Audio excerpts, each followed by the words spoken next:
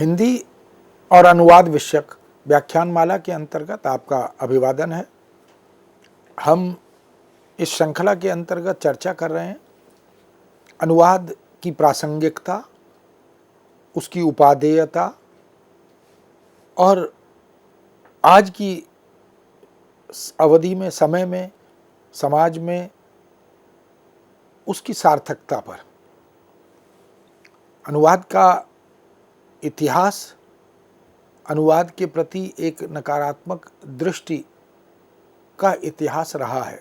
देश में, विदेश में, विश्व में अनुवाद और अनुवादक को बहुत सम्मान की दृष्टि से नहीं देखा जाता रहा, किंतु अनुवाद ने अपनी एक सुदीर्घ यात्रा तय करते करते अनुवादकों के श्रम और साधना के प्रतिफल के रूप में अपनी एक विशिष्ट पहचान, अपनी एक समादृत पहचान बनाई है। इस दृष्टि से ये महत्वपूर्ण है। सिद्धांत और व्यवहार में वस्तुतः कुछ अंतर तो रहता ही है। इसलिए अनुवाद के विषय में चिंतकों ने, विचारकों ने, अनुवादविदों ने जब विमर्श किया, विचार किया, तो ये माना कि एक भाषा के मूल पाठ को, किसी एक भाषा के मूल पाठ को यानी स्रोत भाषा, सोर्स लैंग्वेज के मूल पाठ को दूसरी भाषा में यानी लक्ष्य भाषा में, जिसको हम टारगेट लैंग्वेज कहते हैं, रूपांतरित करने की एक क्रिया है, एक प्रक्रिया है। लेकिन इस प्रक्रिया की अपनी कुछ शर्तें भी हैं। उसमें महत्वपूर्ण शर्त यह है कि उस स्रोत भाषा के मूल पाठ का जो मूल भाव है, उसकी जो मूल आत्मा है, वह अक्षुण्ण रहे। उसमें, उसकी संप्रेषणीयता में, उसके कुल प्रभाव में यथासंभव परिवर्तन न हो।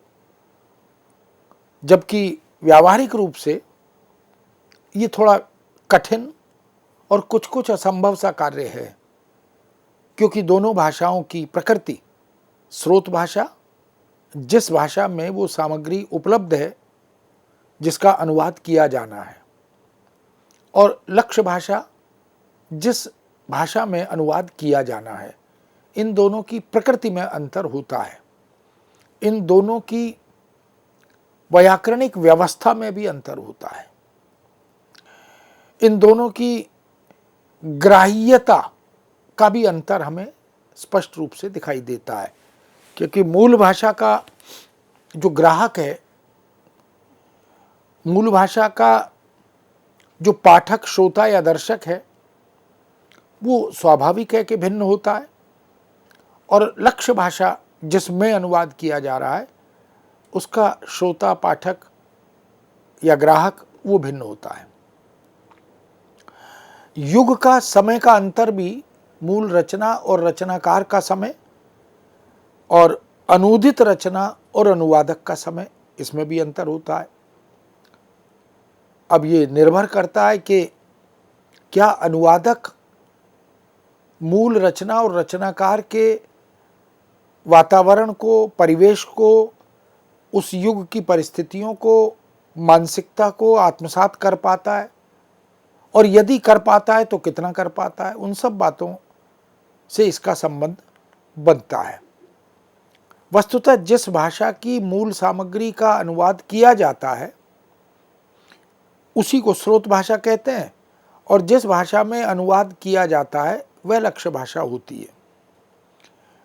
उदाहरण के तौर पर यदि अंग्रेजी से हिंदी में अनुवाद होना है तो अंग्रेजी स्रोत भाषा है और हिंदी लक्ष्य भाषा है।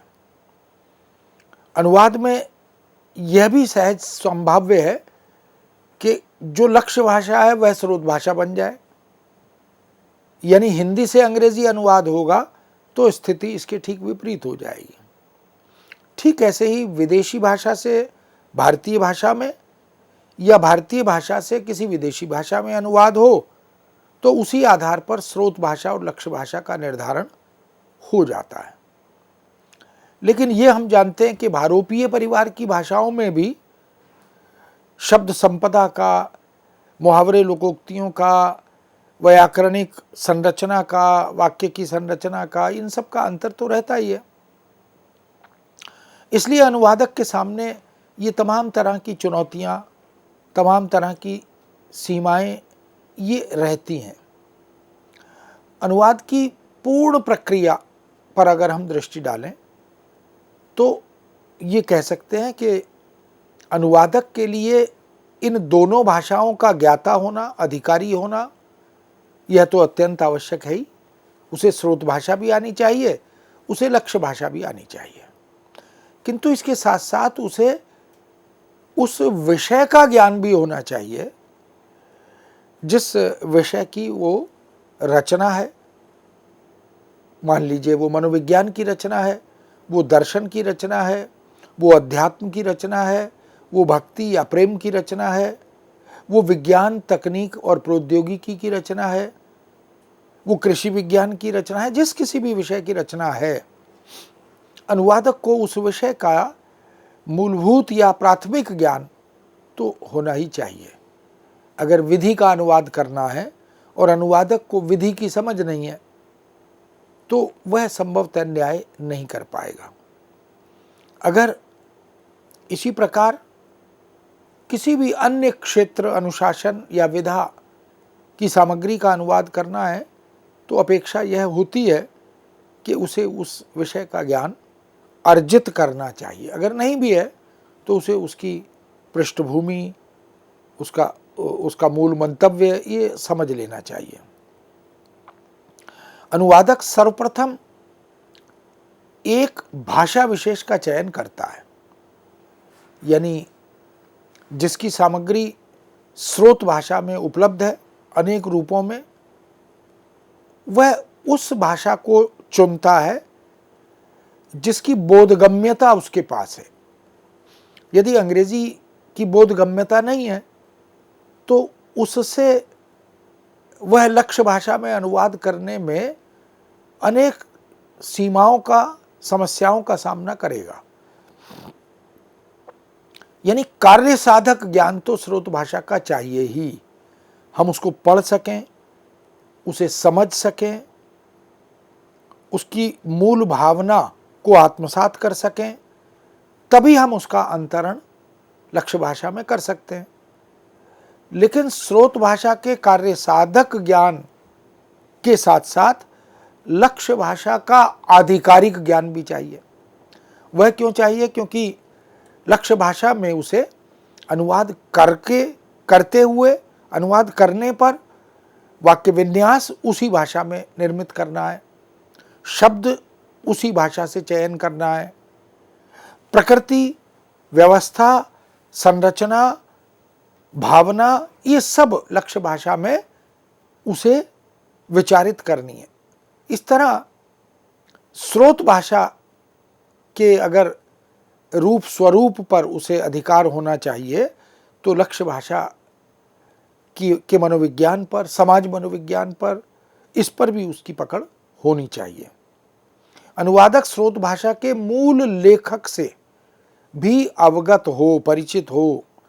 उस लेखक का समय, यानी उसका कार्यकाल, उसका देशकाल, उसके संपूर्ण परिवेश, उसकी प्रवृत्तियां, उसके वैशिष्ट्य को, उसकी भाषा की सुंदरता को, उसकी मानसिकता को उसे पढ़ना समझना चाहिए।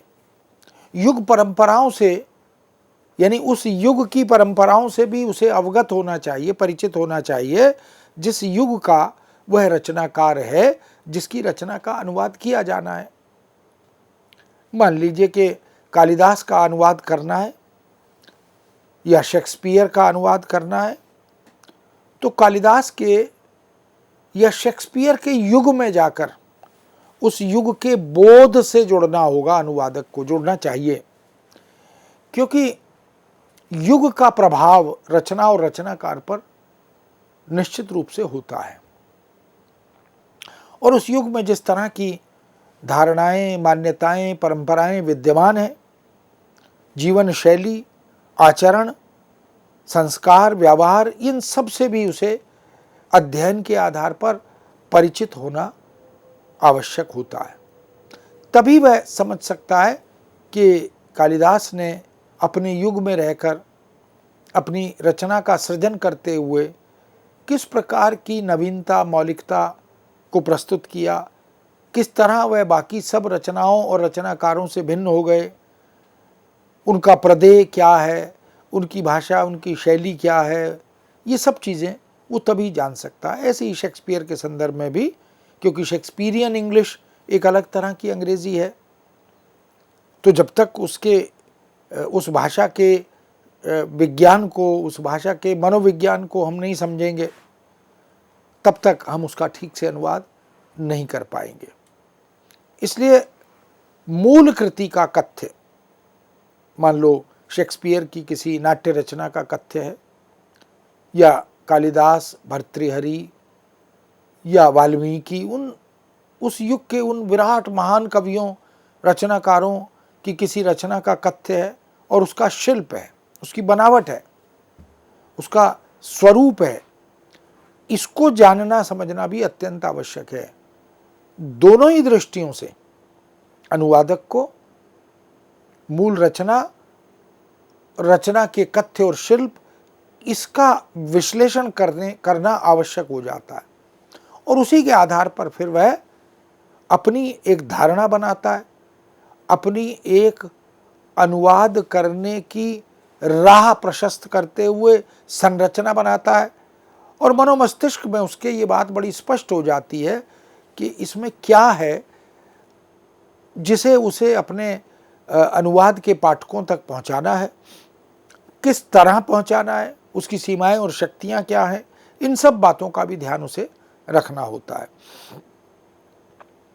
ऐसे में बहुत बार अनुवादक को कल्पनाशील भी होना पड़ता है, अनुमान भी लगाना पड़ता है, और यूँ भी कहा जाता है कि किसी भी बड़े रचनाकार की तरह अनुवादक भी यदि सृजनशील होगा, कल्पना शक्ति से संपन्न होगा, तो बहुत सी चीज़ें जो उसके सामने उपलब्ध नहीं है, या जहाँ तक वो चाहकर भी पहुँच नहीं पाया है, उसका अनुमान भी उसे लगाना पड़ता है।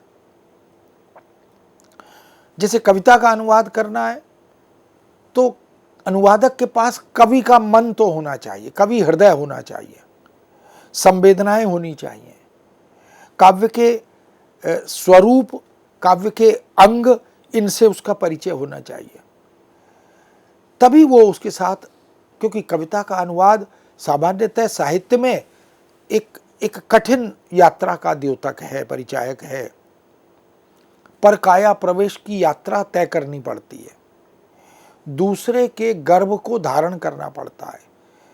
तो अगर मूल रचनाकार की संवेदना को अपनी संवेदना बनाना है, तो ये एक वास्तव में चुनौती भरा काम होता है। इसलिए अपेक्षा यह होती है कि वह कल्पनाशील हो, व्यावहारिक हो, सृजनात्मक हो, और वह उन तथ्यों को, उन बिंदुओं को जो मूल रचना और रचनाकार में विद्यमान है, लेकिन उसकी प्रेरणा, उसके प्रयोजन तक अनुवादक नहीं पहुंच पा रहा, तो फिर उसे कोशिश करनी होती है कि उस विषय में गहन गंभीर अध्ययन करके, तमाम स्रोतों से जानकारियां अर्जित करके वह अनुवाद करने का प्रयत्न करे। कहा तो यह जाता है कि अनुवाद में, आदर्श अनुवाद के लिए कहते हैं कि वह अनुवाद होता है जिसमें न तो कुछ जोड़ो और न कुछ छोड़ो, यानी मूल में कुछ छूटना नहीं चाहिए, और मूल में अनुवाद करते हुए, अनूदित रचना बनाते हुए कुछ जुड़ना भी नहीं चाहिए। सिद्धांततः तो ये बात बहुत अच्छी है, लेकिन व्यावहारिक रूप से हम इसे पूर्णतः इसी रूप में आत्मसात नहीं कर पाते।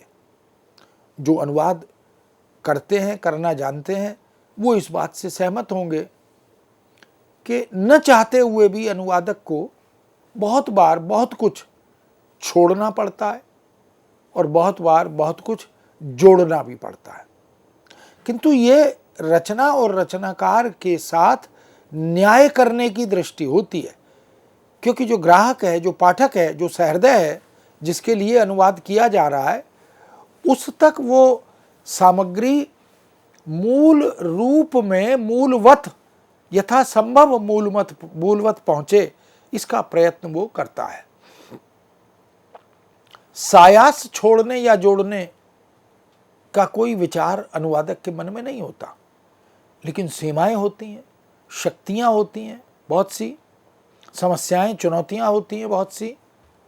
अब किसी एक भाषा की किसी शब्द संपदा या मुहावरे या लोकोक्ति की अपनी एक शक्ति है, अपना एक परिवेश है, तो उस शक्ति को, उस परिवेश को लक्ष्य भाषा तक ले जाना ये चुनौती से भरा काम है, कभी कभी असंभव भी हो जाता है। अंग्रेजी में हरक्यूलियन एफर्ट्स कहते हैं, लेकिन हिंदी में हरक्यूलिस जैसे उस व्यक्तित्व को, उस चरित्र को हिंदी के प्रयोक्ता तो नहीं जानते। अब हरक्यूलियन एफर्ट्स के लिए हमें हिंदी जगत में एक ऐसे व्यक्ति, एक ऐसे चरित्र को खोजना होता है जो उसी तरह के कार्य के रूप में हमारे सामने, कार्य को चरितार्थ करने के रूप में हमारे सामने उपस्थित हो सके। अब इस मुहावरेदार प्रयोग का अनुवाद हिंदी जगत के लिए किया गया भागीरथ प्रयत्न, हरक्यूलियन एफर्ट्स। भागीरथ प्रयत्न इसलिए क्योंकि हमारे यहाँ भागीरथ ने वो कार्य, जो महर्षि थे, उन्होंने वो कार्य कर दिखाया था जो असंभव था, उसे संभव बनाया। तो एक ऐसा व्यक्ति, एक ऐसा चरित्र, एक ऐसा पात्र जो असंभव को संभव कर सकता है, इसलिए हम एक ऐसे प्रयास करने वाले व्यक्ति को अनुवाद के माध्यम से यहाँ पर स्थापित करते हैं, प्रस्तुत करते हैं, जो हिंदी जगत के लिए परिचित हो और उसके कृत्य से, उसके अवदान से हम जानकारी हासिल कर सकें। इस दृष्टि से हम देख सकते हैं कि ये सारे संकेत, ये सारे बिंदु इस बात के द्योतक हैं, परिचायक हैं कि स्रोत भाषा की सूक्ष्मताओं को अनुवादक को जानना चाहिए। उन सूक्ष्मताओं को, उन बारीकियों को, उन आयामों को, उसके कुल प्रभाव को यदि वह जानता है तो वह उसके साथ न्याय अनुवाद करते हुए, लक्ष्य भाषा में अंतरित करते हुए कर पाएगा। मूल पाठ के यानी स्रोत भाषा की रचना की भाषा और उस रचना की भाषा की शब्द संपदा, क्योंकि शब्द चयन भी रचनाकार के वैशिष्ट्य का द्योतक होता है। कभी कभी साहित्यकार या कवि द्वारा प्रयुक्त किए गए शब्द का कोई दूसरा विकल्प हमारे पास नहीं होता। यदि हम उसके स्थान पर किसी दूसरे पर्याय को लगाने का प्रयत्न करें तो रचना के साथ अन्याय होगा। अबला जीवन हाय तुम्हारी यही कहानी, आंचल में है दूध और आंखों में पानी। अब यहाँ जो अबला शब्द की व्यंजना है वह किसी दूसरे पर्याय से अभिव्यक्ति प्राप्त नहीं करेगी, वो सौंदर्य ही नष्ट हो जाएगा। इसलिए तो कहते हैं जहाँ न पहुँचे रवि वहाँ पहुँचे कवि। तो कवि का जो शब्द संसार है वो बड़ा व्यापक, बड़ा विस्तृत, बड़ा सार्थक होता है। इसलिए मूल पाठ का शब्द, मूल पाठ की भाषा के पद और पदबंध, उसके मुहावरे और उसकी लोकोक्तियाँ, उसकी सूक्तियाँ, उसके वो कथन, उसकी संस्कृति, वो सब कुछ एक अलग तरह के विषय का, अलग तरह के अध्ययन और अनुसंधान का द्योतक होता है। अनुवादक को एक खोजी वृत्ति के साथ उस पूरे शब्द संसार को, मुहावरे लोकोक्ति के मनोविज्ञान को, समाज मनोविज्ञान को, उसके अभिप्राय को, उसके अभीष्टार्थ को ये समझना होता है। इसलिए अनुवादक को स्रोत भाषा की व्याकरणिक व्यवस्था के साथ साथ उसके सामाजिक मनोविज्ञान को, उसके ग्राहक के मनोविज्ञान को भी जानना पड़ना होता है। मूल रचना के अध्ययन के पश्चात भाषांतरण की प्रक्रिया प्रारंभ होती है। ऐसी अपेक्षा होती है जैसे मूल सृजन करते हुए किसी विषय पर अगर किसी को कविता, कहानी, उपन्यास, नाटक लिखना है तो वह उसके लिए पहले विधिवत तैयारी करता है, अध्ययन करता है, सामग्री संकलन करता है, मनोमस्तिष्क में एक संरचना तैयार करता है। उससे पहले उस विषय पर उपलब्ध तमाम जो स्रोत सामग्री है, अध्ययन सामग्री है, वो चाहे उसी भाषा में हो या किसी अन्य भाषा में हो, उसका भी वह गंभीर गहन अध्ययन करता है। वो उसको उस रचना के सृजन से पहले एक आधारशिला प्रदान करने का काम करता है। ये सारी सामग्री निश्चित रूप से उसकी मदद करती है, उसकी सहायता करती है। इसी प्रकार भाषांतरण की प्रक्रिया यानी अनुवाद की प्रक्रिया प्रारंभ करने से पहले अनुवादक मूल कृति को, कृति के मंतव्य को, कृति की भाषा को, उस कृति के प्रयोजन को, इन सब को अच्छी तरह गंभीरता से देखता है, पढ़ता है, अवलोकन करता है, मूल्यांकन करता है, उसकी समीक्षा करता है। और इस सब के बाद फिर वो भाषांतरण के लिए जब अग्रसर होता है तो उसके भी चरण सुनिश्चित होते हैं। अनुवाद प्रक्रिया के जो चरण हैं जिनकी चर्चा सैद्धांतिकी के साथ की गई है, उन सब का भी उसे विधिवत ज्ञान अर्जित करना होता है। इसलिए अनुवादक स्रोत भाषा के मूल भाव को, जो मूल मंतव्य है, जो मूल कथ्य है, उसको अक्षुण्ण रखना होता है। उसमें से कुछ भी छोड़ने जोड़ने की स्वीकृति या अनुमति उसके पास नहीं होती। उस स्रोत भाषा की शब्द संपदा, उसके स्रोत क्या हैं, उस शब्द का कुल प्रभाव क्या होगा, इन सब को भी देखना पड़ता है। इसलिए पद, पदबंध, मुहावरे, लोकोक्तियाँ, भाषा की संस्कृति, इन सब के समतुल्य शब्दों का, इन सब के समतुल्य अभिव्यक्तियों का चयन और निर्धारण बड़ी गंभीरता से उसे करना होता है।